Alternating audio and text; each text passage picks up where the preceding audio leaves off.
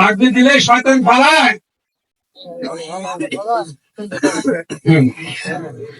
সহসভাপতি বজলুর রহমান আল্লাহ আসনি বজলুর রহমান সাহেব নুরানি সাহেরা আমার অত্যন্ত শ্রদ্ধা ভাজন 1,000 টাকা দিয়েছেন, এক মন আলু দেওয়ার প্রতিশ্রুতি দিয়েছেন। আলু উঠে গেছে নাকি নতুন আলু চাষ করলেন, আমরাও 10 বিঘা লাগাইছি।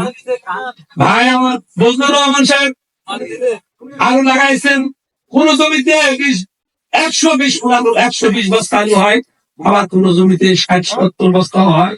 ঠিক না? ঠিক। দেওয়ার মালিককে দেওয়ার মালিক আল্লাহ।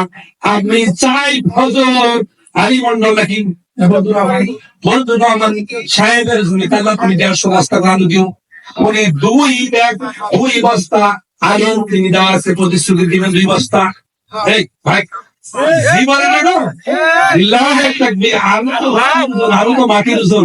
আরে ভাই গত বছর আমাদের আলু ছিল একটা 2 বিঘা কি হলে না হলেও 30 থেকে 50 টাকা আলু পচা ফেলতেছে বেচতে।